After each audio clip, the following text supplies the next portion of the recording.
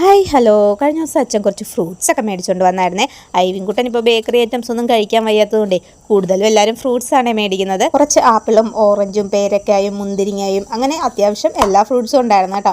അപ്പോൾ കുഞ്ഞുവിന് പെട്ടെന്ന് ഒരു ആഗ്രഹം തോന്നി, എന്നാൽ പിന്നെ ഫ്രൂട്ട് കസ്റ്റാർഡ് ഉണ്ടാക്കാമെന്ന്. വേഗം പോയി സൂപ്പർ മാർക്കറ്റിൽ നിന്ന് ഒരു പാക്കറ്റ് കസ്റ്റാർഡ് പൗഡർ മേടിച്ചിട്ടോ. എന്നിട്ട് എല്ലാ ഫ്രൂട്ട്സും അങ്ങ് അരിഞ്ഞെടുത്തേ. ഞങ്ങളിതിൽ ഉപയോഗിച്ചിരിക്കുന്നത് ആപ്പിള്, ഓറഞ്ച്, മുന്തിരി, പേരയ്ക്ക, ഏത്തപ്പഴം, പോംഗ്രാനൈറ്റ് ഇതെല്ലാം കേട്ടോ ചേർത്തിരിക്കുന്നത്. ഫ്രൂട്ട്സ് നമുക്ക് ഇഷ്ടമുള്ളതെല്ലാം ചേർക്കാം കേട്ടോ. നമ്മുടെ കയ്യിൽ ഏതൊക്കെയുണ്ടോ അതെല്ലാം ചേർക്കാം.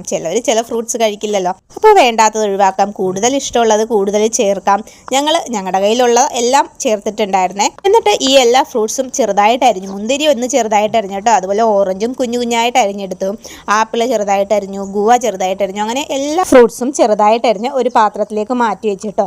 പിന്നെ എടുത്തത് പാലാണ്. പാല് ഞാനൊരു 1/2 ലിറ്ററാണ് കേട്ടോ എടുത്തത്. അതൊരു പാത്രത്തിലേക്ക് എടുത്തു വെച്ചു. എന്നിട്ട് കസ്റ്റാർഡ് പൗഡർ ഒരു 3 സ്പൂൺ എടുത്തിട്ട് ആ എടുത്തു വെച്ച പാലിൽ നിന്ന് കുറച്ചൊഴിച്ച് ഒന്ന് കലക്കി എടുത്തിട്ടോ.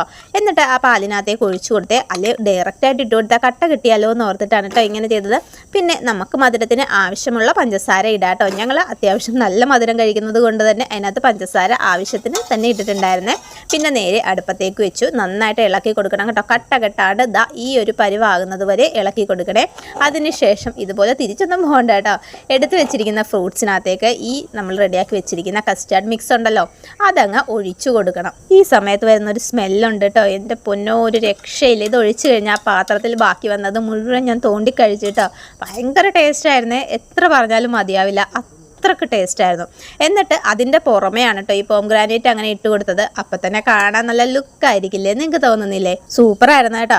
അതിനുശേഷം ഒരു 2 മണിക്കൂർ ഫ്രിഡ്ജിൽ വെച്ചിട്ടുണ്ടായിരുന്നേ. ഫ്രിഡ്ജിൽ വെക്കണമെന്നൊന്നുമില്ല, തണുത്ത് കഴിഞ്ഞാൽ നമുക്ക് ഉപയോഗിക്കാം. ഒന്ന് സെറ്റായി കിട്ടട്ടെ എന്നോർത്ത് ഫ്രിഡ്ജിൽ വെച്ചതാണേ.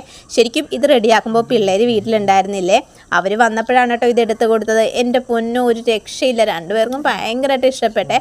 അടിപൊളിയായിട്ടുണ്ടെന്ന് പറഞ്ഞ് രണ്ടുപേരും വയറ് നിറച്ച് കഴിച്ചേ. ഫ്രൂട്ട്സ് കഴിക്കാൻ മടിയുള്ള പിള്ളേരുണ്ടെങ്കിൽ ഇതുപോലെയൊക്കെ ഒന്ന് ചെയ്ത് കൊടുത്താൽ അവർ മൊത്തത്തിൽ ഇരുന്ന് കഴിച്ചോളും കേട്ടോ. എന്തായാലും വീഡിയോ നിങ്ങൾക്ക് ഇഷ്ടമെങ്കിൽ ഒന്ന് സബ്സ്ക്രൈബ് ചെയ്തേക്കണേ. അപ്പോൾ മറ്റൊരു വീഡിയോയുമായി നമുക്ക് വീണ്ടും കാണാം. ടാറ്റാ.